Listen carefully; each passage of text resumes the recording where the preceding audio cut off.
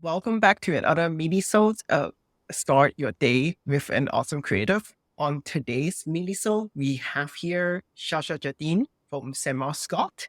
Hi, Sasha. Hi, Betty. Thank you for allowing us to take a peek at your routine. So, without further ado, let me ask you, what's typical work week look like for you?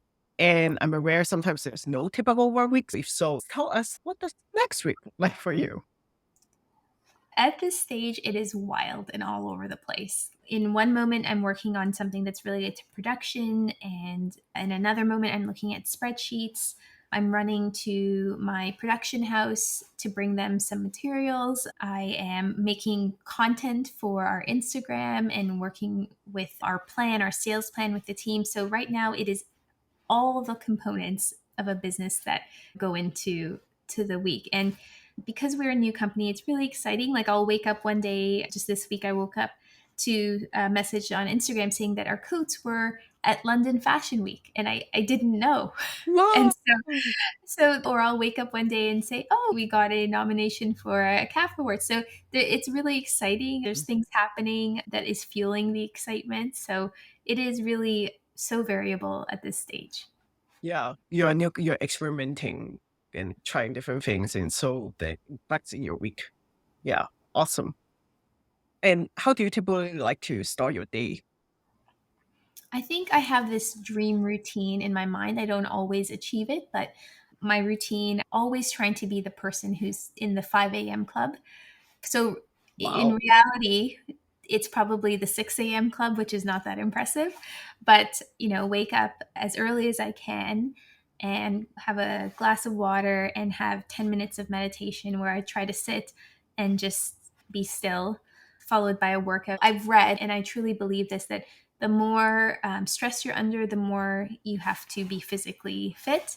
So I try to squeeze in a workout in the mornings after my meditation, and then maybe a quick check my schedule and what's going on today. And then my kids wake up, and then I'm getting them off to school. And then Uh, after I come back, my meetings begin and the day starts. How often would you hit that 5 a.m.? I'm like super curious because, you know, it's So not for everybody, but like some people manage to do it. Yeah. I think I go through different phases where if I'm the more stress and the more work that I have in front of me, the more rigid I am with that schedule. And it's a coping mechanism. Like you have to be I disciplined in see. order to get all the things done. Whereas when things are not as hectic, then I can maybe skip or sleep in a bit more to like 6:30. But I'd say it depends on the week. It depends on what's going on. Yeah. But maybe half of the time. That's really good. You're definitely an early riser. How do you like to end your workday then? So I definitely like to end the workday with my family. So talking to my partner about what happened that day in terms of giving them a summary of the events and telling my kids are always really curious about what's happening in the business. So for them it's this whole new world. So giving them a little bit of summary at dinner. And then honestly, my favorite thing at the end of the day that I look forward to is like a little bowl of popcorn and a half glass of wine. And that to me is a really good way to finish the day. Oftentimes, I'm maybe finishing up a few little tasks that I didn't get done, but yeah, I'm trying to get to bed a little bit earlier these days. So that's Yeah. pretty much it. Connecting with your family and have like a Yeah. little like nurturing routine to Yeah. little pick yourself out kind of routine. Love it. What's your favorite way to get into the creative zone? Yeah, with fashion, of course, there's looking at magazines and looking at certain designers. I am really inspired by vintage fashion. I think, like, if you think back to vintage cars, they're so beautiful and so colorful and so unique. And then something happened where all the cars started looking the same and then they're all kind of the same color. So anything vintage, I think for whatever reason, things a while ago were a bit more out there and fun. And then we Yes. kind of got a bit more streamlined. So anything vintage is inspiring, but sometimes just often just daydreaming. I think giving myself a quiet space to just let my mind organically wander is how I think of a lot of the things. Oh.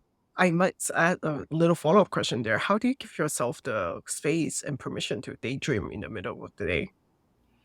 Hmm. I think one thing that I've been trying to do is one, the early morning meditation. So that 10 minutes, it's 10 minutes is way too short. In my mind. I wish it was maybe double or triple that time. I think sometimes during physical activity, if I'm doing something that isn't doesn't require a lot of thinking, your mind can wander and daydream if you're just jogging along. But also, I really am a believer in taking naps, and not necessarily a nap. Yay! I don't. Fellow I don't. napper. Yeah, I don't yeah, always get to do it, but I think my mom always told me about power naps, and she said 10, 15 minutes a day just resets you and yeah. gives you like a little boost of energy. And I think something in that time, like you just lie down, you're not sleeping, right? But your mind is just calm and things It rise. enters a different state. Yeah. Yes. And so sometimes the daydreaming happens during that. And then lastly, maybe during car rides, I do a lot of driving back and forth. So just thinking your Again, mind a different wanders as you state. drive. Yeah. Yeah. I feel so seen by you when you mentioned napped and perhaps by your mom. I feel validated. Well, Yes. there was a recent study that showed that people who nap once a day have a lower chance of brain decline Ooh, or brain function okay. decline. And that napping actually reduces your rate of like dementia or Alzheimer's. So I think there is something to that. There is something there. Yeah. Yeah. Last question, which I love, a really fun one. What's one item that you always have on your work desk? I have it right now. It's my Yay. paper agenda. Nice. I'm very old school. I love writing things down and seeing it on a calendar. I call myself an elder millennial. So paper is still how Elder fellow, another one that we share. I have my paper agenda. Yeah.